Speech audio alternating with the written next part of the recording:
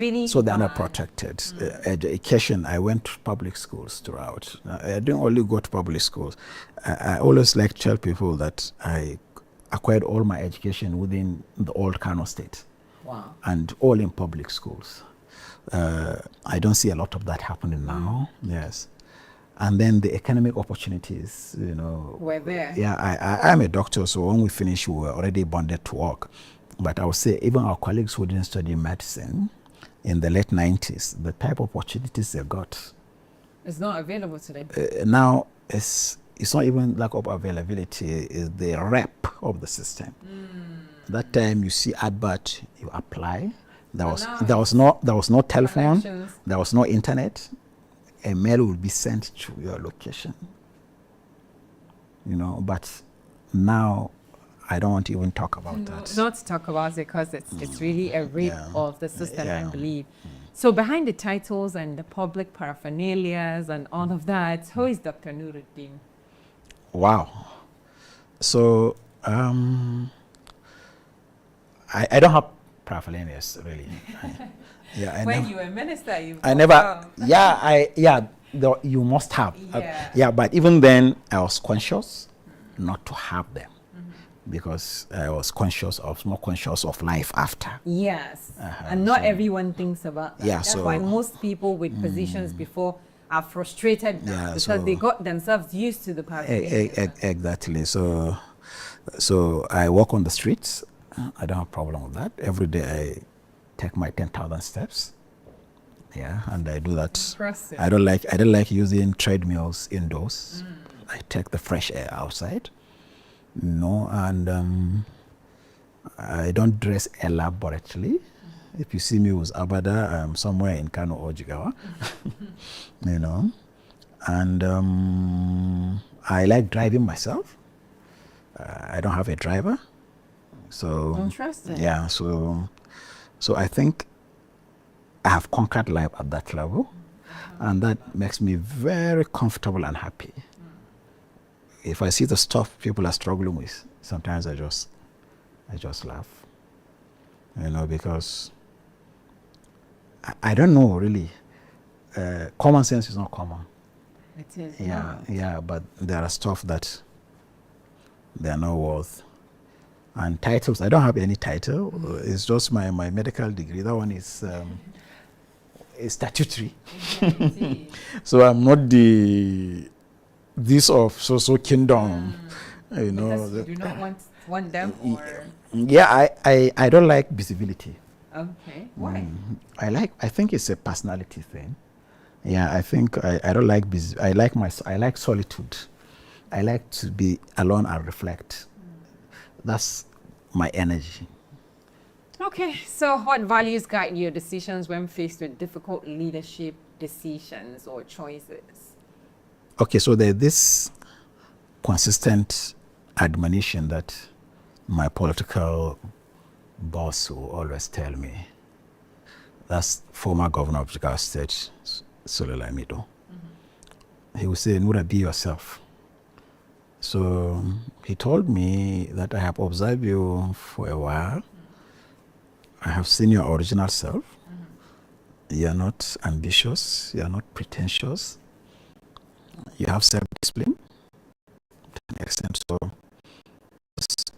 whatever you are deciding, let these values stick. Whatever comes out of your heart is probably not yours. It's probably decent. You know, so you can take that decision as they come from your mind. But when do you make mistakes? Yeah, but it's better to make your own mistakes to learn than to be remote controlled and not to learn. That has guided me in the most difficult of terrains. Yeah. Or leadership choices. Yeah, that's okay. What defining moments so far, whether in the medical career or in the appointee stage or your life after. I mean, after contesting and all of that, what's that one defining moment? Defining moment, not challenging moment, yes. Right? Defining. So I would say my most defining moment naturally is my appointment as Minister of the Federal Republic. Yeah. That's 36. Oh. Yeah, so okay. It was quite Right. So that was quite a defining moment. Yeah. Yeah, as a clinician from a hospital. Of course. Yeah. Even at the hospital, you're not at the management level. Exactly. You're just a clinician. Yeah. So it was a defining moment, and I remember one of these confrontation was the encounter with the former justice of the FCT, Justice Gumi, who is now the Emir of Gumi in Zamfara State. Yeah. When that was one of my brothers who were doing implementation for the screening process of the Senate, he sat across me in his office and looked at me and told me that we represent three constituencies and I have to be very careful about representing the young people. So my failure or success will be interpreted as failure of young people. Like, who even brought this boy? But if it's an old man who failed, nobody will say, who brings these old people here? Yeah, so he said, so you have to be very careful at that level. He said, you're presenting where you come. Again, he failed to say, look at these people. They don't go to school. Yes. He told me that. And I can remember the third one. So those things stuck with me. Yeah, that I cannot afford to make mistakes. People of the regular age will make and go scot-free, mine come at a great cost. Yeah. If you were to describe your journey, what would it be? One word. Wow. So I would describe it as unconventional. Yeah, I would describe it as unconventional because I started out as a medical doctor who conventionally now I should be heading towards a professorship in the university in the National Hospital. Yeah, so I diverted completely. I swapped. Yeah, I swapped. And I came to. I was not only swap. I was not is beyond acceleration. I was like a projectile. So I was projected and I was ejected in the federal at the highest level of the decision body. I've never sat in any decision making body of any government organization. Now here I was at the highest level, and then instead of giving me the health portfolio, which would have been your field, so I was taken to foreign affairs, no training, no experience. And you did well. Yeah, so that's quite unconventional. And then when opportunities came to give me another responsibility, I ended up information again. Yeah, so that's kind of unconventional. And despite my to be active in politics, I haven't contested 2 elections within the last 8 years. I went back to school in 2024, 2025. I went back to class and sat down with 20 years. So I think it's quite unconventional. Yeah, now let's quick rapid fire. It's called so it's a question of yes or no. Which will you choose? So that with this one. Are you a morning person or a night person? I'm a night person, but I'm changing that because I think it's laziness. Okay. So you are changing from morning person to night person. I don't think I'm a morning person. Morning person. What's Books or travel? Okay. I don't like traveling. What word your colleagues would use to describe you? Seated right across. Some of them are chameleon. Chameleon. Oh my god. You have that I'm afraid anyway. Your favorite quote or philosophy of life? The only examine life is worth living.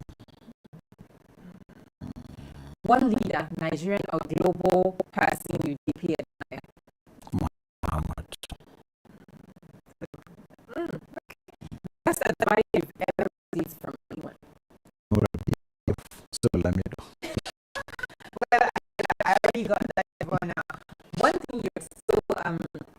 to achieve before retirement, if there is anything like that? Before retirement? I'm retired. Yes, but then the thing is, you're retired in some ramification. Okay, you're now, not retired in so in life. Yeah. Yes. You want to achieve before retirement. So, Yeah. wow. Personal. So, I'm careful setting personal goals. Yeah. Because I have ticked most of my goals. Yeah, I've done that. So now it's not beyond finding things like how you want the society to look like in a lifetime. You know? Okay, Yeah. we'll leave it at that. Yeah. If you want one thing to fix in Nigeria, what would it be? Security. Security. Short term, long term education. Okay, long term education. Yeah. But if you gave me Nigeria today, I would clear my table and call all the students. Yeah. That's lovely one. What makes you feel about the future? I believe Almighty God created us.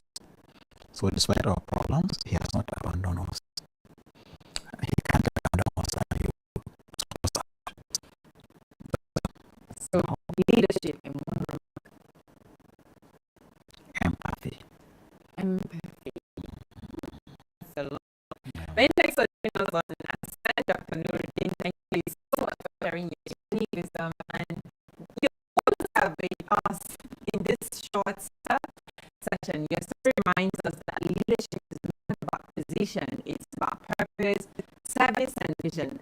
And to our viewers, thank you for watching S24 where we spotlight the faces shaping our future.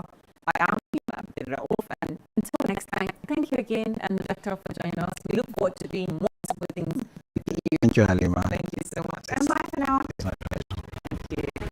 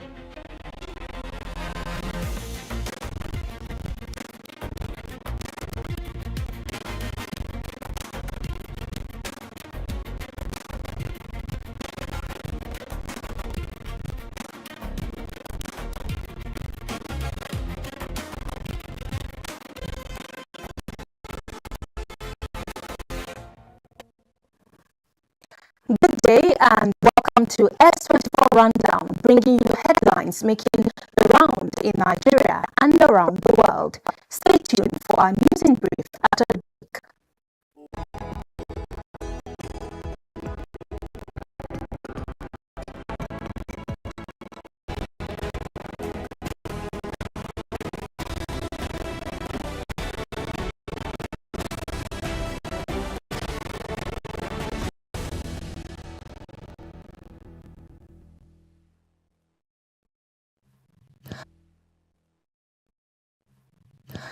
We begin with politics.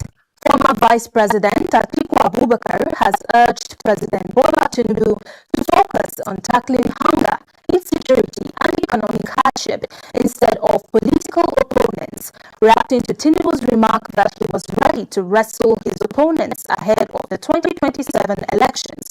Atiku described the president as a leader distracted by politics while Nigerians grapple with inflation, unemployment, and insecurity. By his spokesman, Frank Shaibu, Atiku said Tinubu should address rising food prices, insecurity, unemployment, and the country's worsening economy rather than engage in political rhetoric. Meanwhile, the Take It Back movement has announced a nationwide protest on August 5th, tagged the Festival of the Oppressed, over rising insecurity, economic hardship, and alleged suppression of civil liberties. In a statement signed by its national coordinator, John Shoyin, the group accused the federal government of failing to address security, the high cost of living, and growing hardship across the country. It also alleged that the Cybercrime Act is being used to silence critics and called for improved wages for workers, including security personnel, teachers, and healthcare workers. Among its demands are improved security, the release of political detainees, repeal of the Cybercrime Act, implementation of a 500,000 naira national minimum wage, and measures to reduce the cost of living. The group urged Nigerians to participate peacefully in the planned protest, saying it is a call for accountability and democratic reform.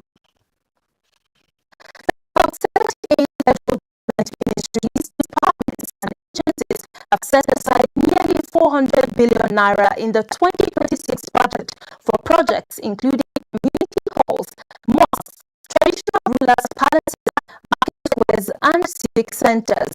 Analysts say many of the projects are outside the statutory responsibility of the agencies involved and question their relevance at a time of economic hardship. They argue the funds will deliver greater impact if redirected to priority sectors such as healthcare, education, security, roads, and power, while also calling for stronger oversight and improved fiscal discipline. Now, the federal government says it will leverage artificial intelligence, biotechnology, robotics, genomics, and other digital technologies to strengthen Nigeria's food security and modernize agriculture. Speaking at the 9th Africa Agricultural Science Week in Abuja, Minister of Agriculture and Food Security, Senator Abubakar Kyari, said Nigeria is committed to building a globally competitive, climate-smart and digitally enabled agricultural sector. He noted that the government will focus on research, innovation, private sector investment, human capital development, and stronger partnerships to drive productivity and economic growth. Now turning to global matters, the United States says it will discontinue routine visa services at its embassy in Abuja from August 1, 2026 as part of a broader restructuring affecting 25 diplomatic posts across Africa. The U.S. State Department says the move is aimed at strengthening security, improving efficiency, and centralizing visa processing at regional hubs. The change does not affect existing valid visas or the operations of U.S. embassies and consulates. For Nigerian applicants, routine visa services will continue at the U.S. consulate in Lagos, which has been designated as one of the regional processing hubs. Now, still on the international scene, Australia's Internet Safety Regulator has launched legal action against Telegram, alleging the messaging platform failed to remove extremist content linked to major terror attacks, including the Christchurch and Buffalo shootings. The regulator says Telegram ignored reports about several pro-terror posts and failed to remove most of them or suspend the accounts involved. If found in breach of Australia's online safety laws, the platform could face penalties of up to 54.6 million Australian dollars. Telegram has rejected the allegation and says it will challenge the case in court, insisting it has blocked thousands of extremist communities this year. Now moving on to business news with Shukra Oniyi. Hello, Shukra. Hello and welcome to your business update. Let's start with the headlines. Dangote Cement first half profits hit 638.5 billion naira. Okonjo-Iweala urges deeper Nigeria reform. Afreximbank has launched three platforms in Zimbabwe and Malawi. Lastly, Shell reports a resilient Q2 performance. Now let's discuss the details. Dangote Cement has reported a profit of 638.5 billion naira for the first half of 2026, alongside a 62.3% increase in cement exports. The company attributed the strong performance to increased demand across its African markets and continuing expansion of its export business. Analysts minister saying the results will reinforce the company's leadership in Africa's cement industry while supporting Nigeria's drive to boost non-oil exports and foreign exchange earnings. Moving on, the Director General of the World Trade Organization, Ngozi Okonjo-Iweala, has called on Nigeria to deepen its economic relations to unlock investment opportunities and achieve sustainable growth. She said consistent implementation of reforms, stronger institutions, and improved infrastructure will be key to attracting investors, boosting productivity, and creating jobs, while positioning Nigeria to maximize opportunities under the African Continental Free Trade Area. In other regional developments, the African Export-Import Bank, Afreximbank, has launched national trade and distribution platforms in Zimbabwe and Malawi. The initiative is aimed at connecting manufacturers, distributors, financial institutions, and retailers through an integrated trade network to improve market access, strengthen supply chains, and promote intra-African trade under the AfCFTA. And finally, Global Energy Shell Company has released the second quarter 2026 financial results, reporting resilient performance despite continuing volatility in energy markets. The company says disciplined spending, strong operational efficiency, and its diversified energy portfolio while it remains committed to investing in both conventional and lower carbon energy solutions. That's it on Business Update. Gloria Tan Abubakar Drake will be joining you for newspaper review. Stay with us.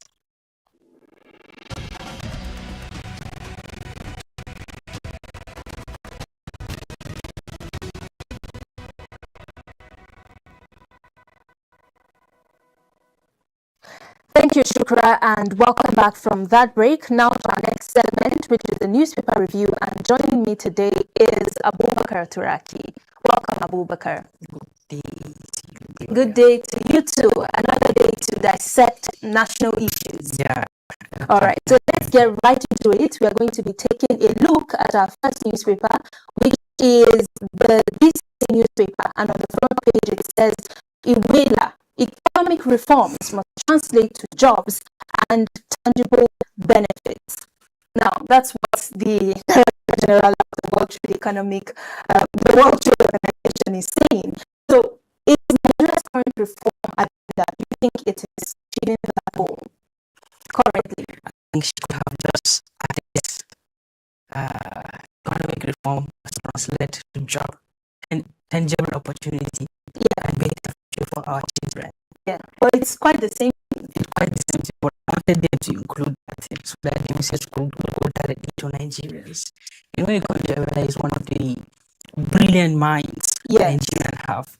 And up to this material moment, as I'm speaking to you, globally she's recognized. She's a well-known economist and public servant, and who actually served as a minister for 2 times. She was a minister of foreign affairs during Obasanjo, and also she was a minister of finance and coordinating minister during Goodluck. And she did well. And currently, she was appointed as the Director General of World Trade Organization. This is a good one. This is you should have a very, very good record. Yes. And yesterday, or day before yesterday, what she said, I think, imagine economic meeting that held in Abuja. It was really fantastic. She came up with some solutions to what's exactly affecting most of the Nigerian problem, and even the reforms brought by the current administration of the APC, which when they came on their very first day, they declared to Nigerians the subsidy has gone, which is one of the misleading statements from the ruling party. Okay. Yeah, according to Nigerians. And subsequently, if they are truly doing the reform at least as being said by them, I believe by now Nigerians will start feeling the impact. You know, there are Nigerians that are currently battling with the problems of the economy. The economy is no longer friendly for most Nigerians. When they say they are reforming the educational sector, they are reforming the power sector, and even they are reforming the petroleum sector. Now look at me, tell me the 3 sectors that I mentioned, which of the sector Nigeria is enjoying? You know, I think the reforms themselves are not bad in themselves. If you look at them on paper, they seem to have a lot of potential, which now makes us to question that is the problem the reforms itself or the implementation of these reforms? The sincerity behind those bringing those reform. Yeah. You cannot expect somebody that is living in a glass house while you are living in your wood house, and he's just going to say that I'm going to give you an 8, despite the fact that he's there being comfortably. Because if I tell you this reform, it will fall off subsidy removal. Is this the reform that Nigerians are currently agitating for? Yeah. The introduction of student loan reform, is this the reform Nigerians are calling for? With the increase of A, B, Z, and the third is the reform that Nigerians are calling for. You need to survive before you enjoy certain reforms.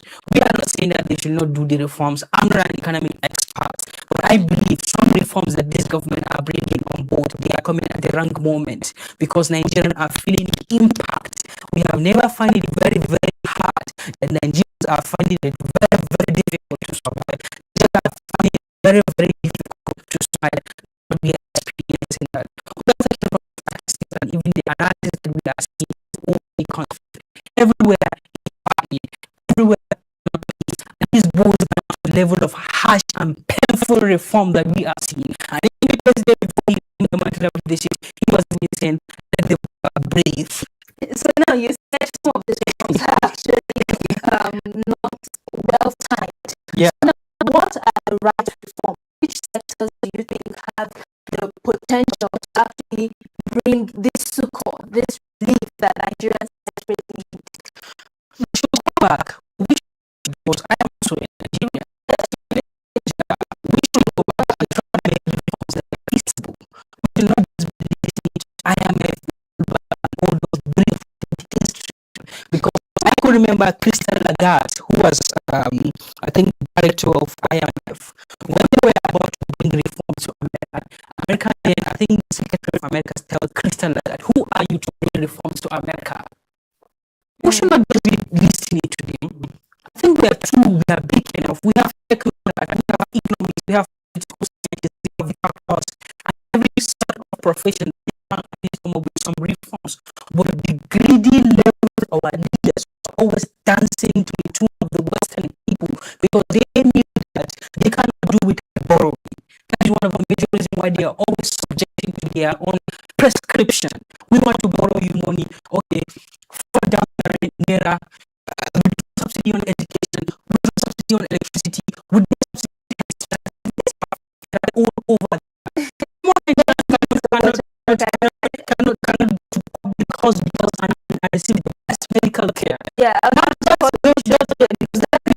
mean if I'm going to die? of course, I know you seem to be very passionate about this.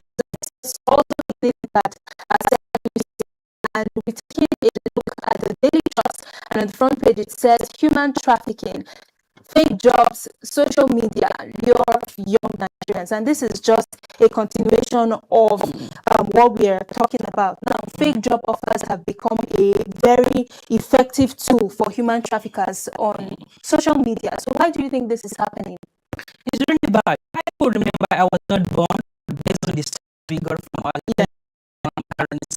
They used to tell us in the 1960s, 70s, and even 80s, and even 90s, when Nigeria was the giant of Africa, when Nigeria has needed the entire African countries catch a school. Yeah. They used to tell us that these boys don't but if you have at least like a conversation with an American citizen, I think if you really believe that there is no country that is best for him to live than America.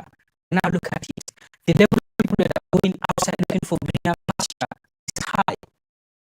The level of people that are going out, they want to go out of this country, is really high. And those people are using that thing because this is kind of trapped.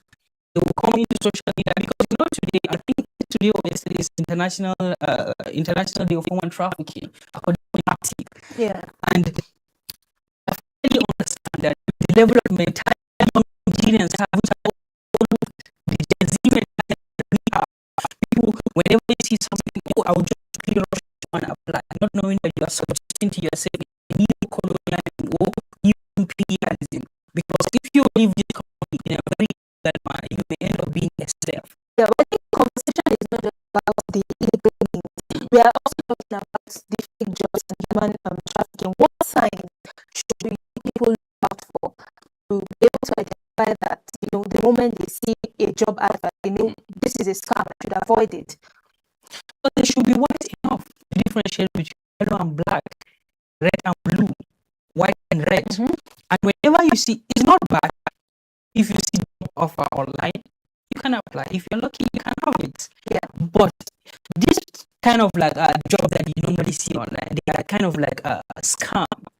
Yeah. There are people that are trying to lure younger Nigerians in order to apply. Maybe if you come across a job offer, why don't you go to check where they have office. Instead, go to them. If it's outside this country, go to the embassy of their country. Make sure that this is legitimate and do not indulge in any financial misconduct that they will just say you bring some amount of money to help you fast track these kind of things. And this is actually a shameful thing to the Nigerian government. Because if Nigerian government fails to secure job for its citizens, then there's the presence of government. Please, I'm going to take two minutes. Let me explain something. We just realized there's a kind of like class difference in Nigeria. With due respect and apology, if you belong to first class, that is class A, you can either secure appointment with NNPC, CBN, FRS, and the rest. If you belong to class B, you can either secure appointment with EFCC, DSS, and the rest. Then if you belong to class D, it's either you go for teaching, police, regional NCD, custom, and the rest. Why the class difference? Are we not Nigerians? We have all the necessary qualification to work everywhere. Why the class difference? These are the kind of things that are actually bringing Nigerians. Sometimes I feel like crying because of this country's problem. Thank you so much, Abubakar. I just have to put a pause. Thank you so much before I put out. I have to put a pause in the conversation, but you've made a very important point here. And the truth is that the system, our communities, we all have to work together to ensure that we help protect our young people, because as you always say, they are the future of tomorrow. Thank you so much. I'm building a community requires yes, and that's all we can take on our newspaper review. Thank you for coming. Up next is S24 Report coming right after the break. Stay with us.